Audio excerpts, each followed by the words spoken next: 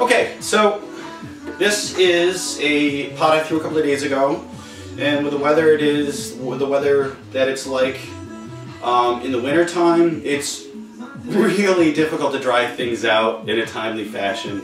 It takes sometimes 3 days because it's cold and wet. But this one is all set. You can see that the clay has now turned into what's called leather hard. You can still press into it, but it's not sticky in any way, and it doesn't change shape when you hold on to it. You can really move this around. So I need to put a foot onto this piece. I'm going to remove all of this excess clay and then shape this up a little bit here on the side so it has a really eloquent drape as it starts from the top and then comes in and then exits into the foot, and then the foot will flare out and come out into the bottom.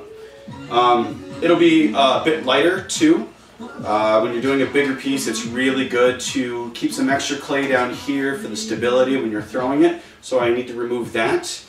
And need to measure. I measured the thickness here on the bottom using a needle tool. You poke it, you measure with your thumb how far you've gone into the clay, and then you draw that distance here on the bottom. And I also measure here on the side just to know how much clay is actually there. So what you want to do is you turn it upside down and set it on your bat. Now this bat, designed this to throw or to trim bigger pieces. I can do up to an 18-inch piece on this, and these little, I don't even know what you call them, death spikes will hold that piece in so that it won't fly off. I just need to be really cautious of how close I get to the piece, because as you can see, this thing will change everything pretty quick. So now that I have the piece on the wheel, what I need to do is I need to center it. Because it's pretty big, what I'm going to do is I'm going to do it a little bit at a time. You can see there's a bit of a twist in it.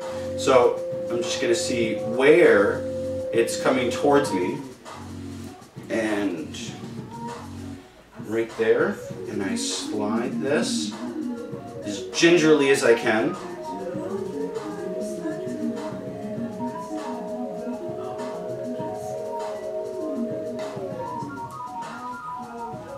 Do it one more time.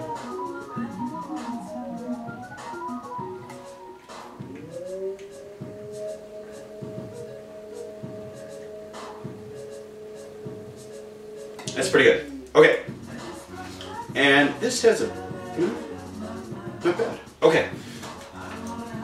Just have a hug of clay, as they call it.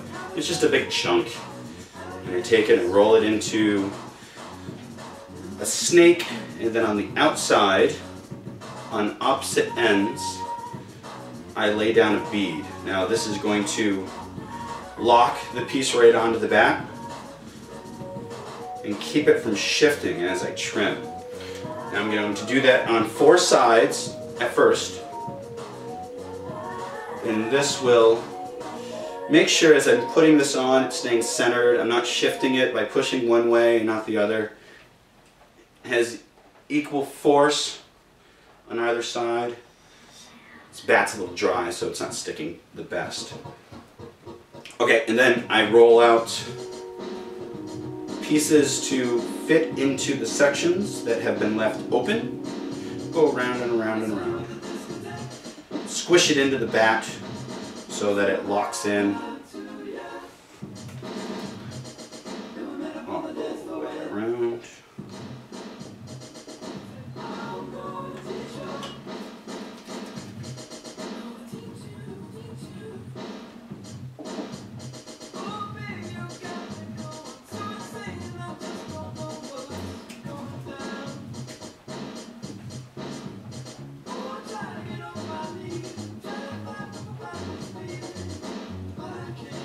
Okay, and there we have it. Now, so the piece itself is pretty centered, but you can see there's a little movement in there. I'm going to get rid of that as I trim, now see where it's a little bit of a different color here? That's pretty dry right there. I'm not going to trim that area. I'm just going to trim right in here and then round it off to come into this section.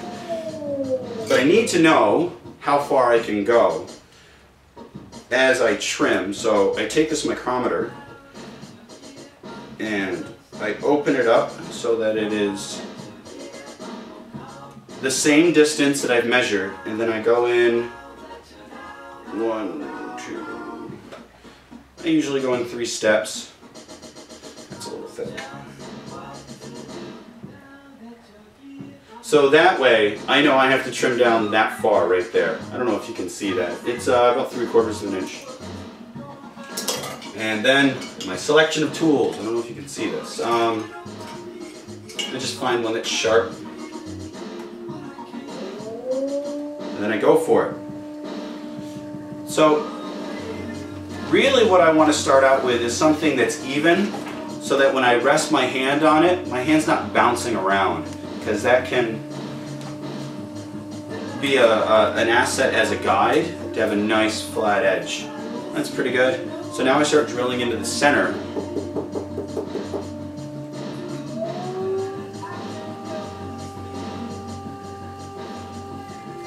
And the idea is to try to keep the tool as steady as possible.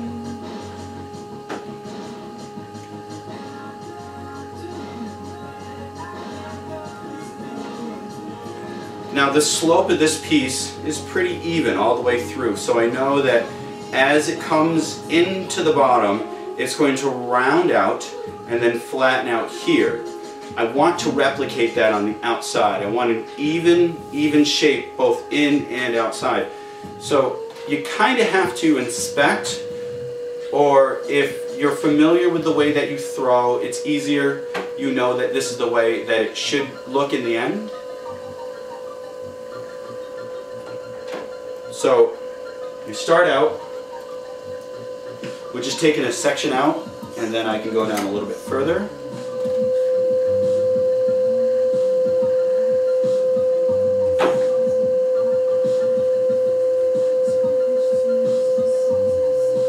Straightening it out.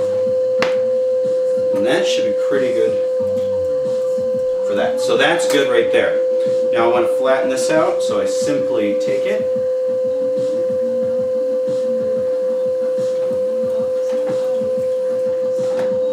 Alright.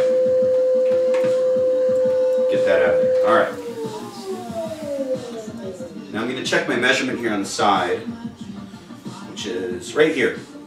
So it is that thick. Again, probably about a 3/4 of an inch to a 1/2 inch. So that means I can drop down to at least here and have an edge that is about 1/2 inch thick right here, that I will then carry on down and then slowly taper it off until I'm not taking anything out here. That'll give me a reasonable idea of what the shape is on the inside, since I've taken these measurements and I know they're good. So come in here, and since I can rest my hand on this, I can have a nice steady tool. So I have that 1/2 inch right there, and I know I can carry that down to at least here, but common sense tells me that it's not going to just turn into nothing, so I can carry that 1/2 inch down quite a ways and then taper it off. So we'll start.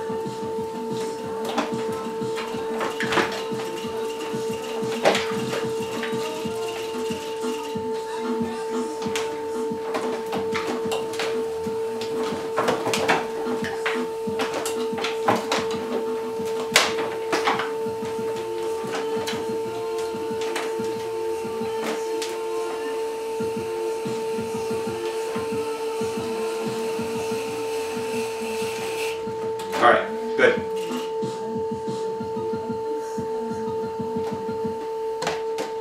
Now I have a bigger tool, and this is going to even this out. So I drop it in and just pull this down slowly.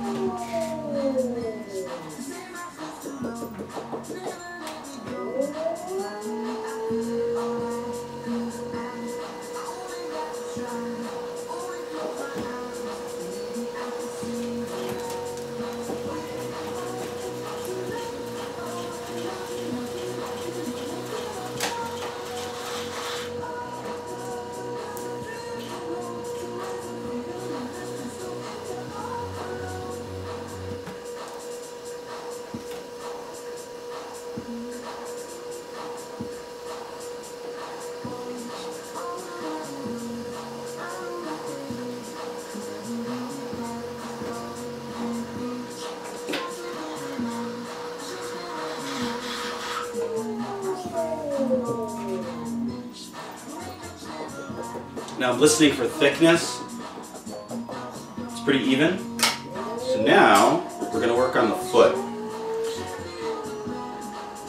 A real wide foot is good for stability, but really, if it's wide enough, it should be pretty stable. So that means I don't have to go all the way out here. In case of an earthquake, it'd be fine. But I think it looks so much more, I don't know, it's prettier if it's a bit smaller and it allows this pregnant shape really to stand out. So it really stands on its own. So what I'm going to do is I am going to start on the outside and going to work my way in to about the width that I like.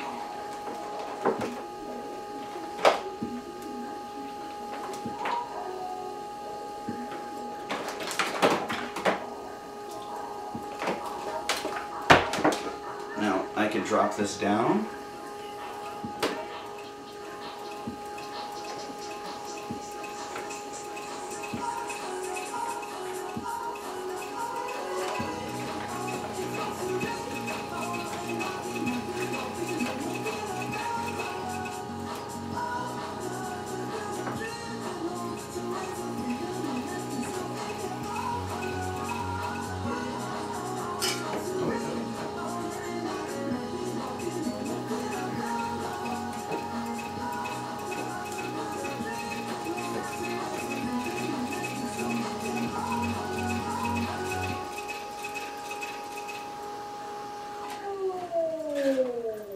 Yeah, I think that looks pretty good. Now it's still pretty thick there, so I can take some more clay off.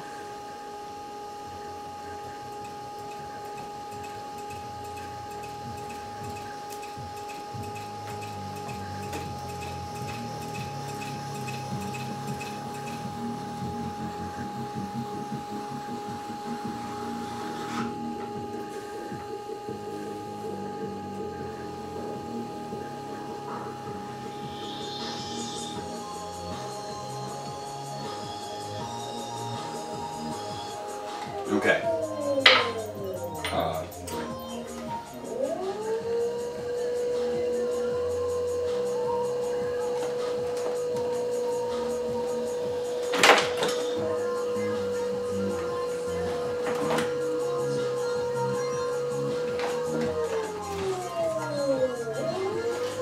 So I think I'm going to stick with that thickness right there and then start working from the inside.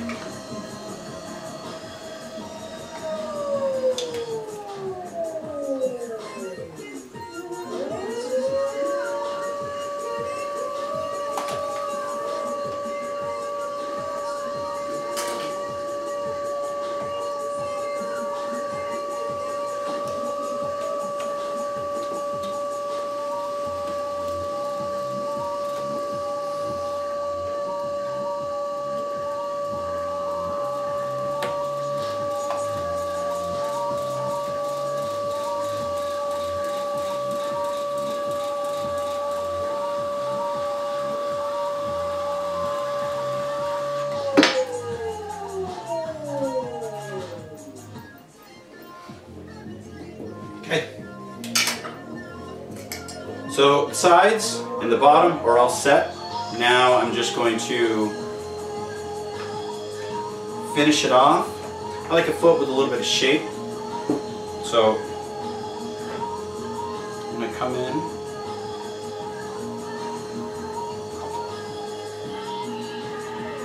And round that off. And kind of have the foot pour into the body of the vessel. And now clean this up here. Get rid of any edges so that if it's slid across the table, it doesn't scratch anything. It's nice and smooth.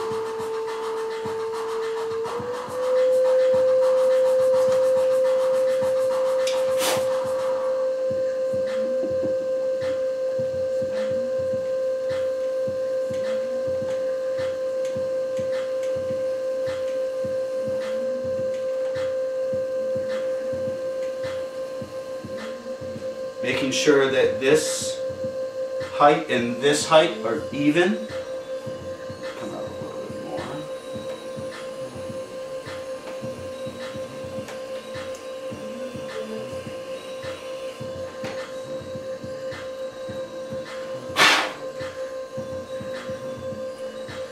And that's it. Lastly, I need to really smooth it out. Helps with even drawing. Also, I can check to see if I have any ill-shaped walls, like the sides of it. If I can even it out a little bit, this will help expose that. So right there, you can see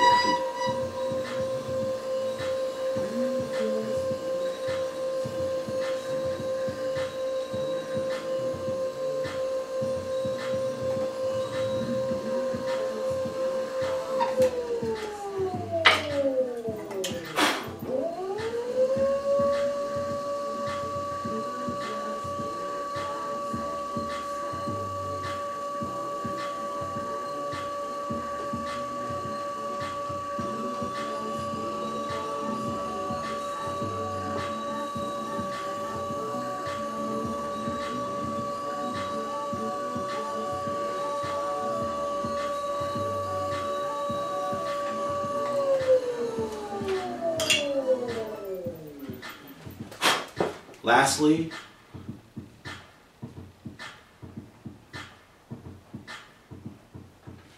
sign it, and that's it. Now let's take it off and make sure that it's completely finished.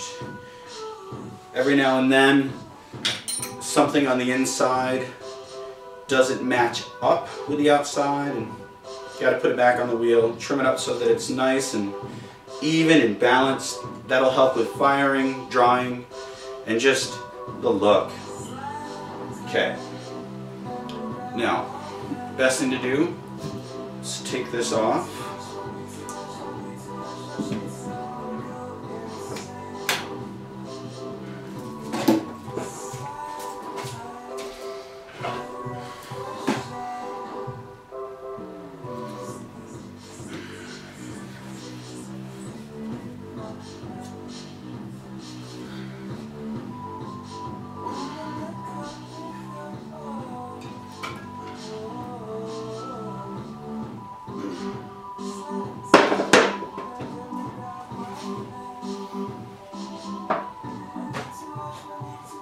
Yep, it's good. It's got a good weight.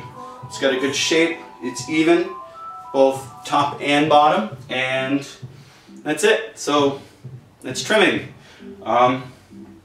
Thanks for watching.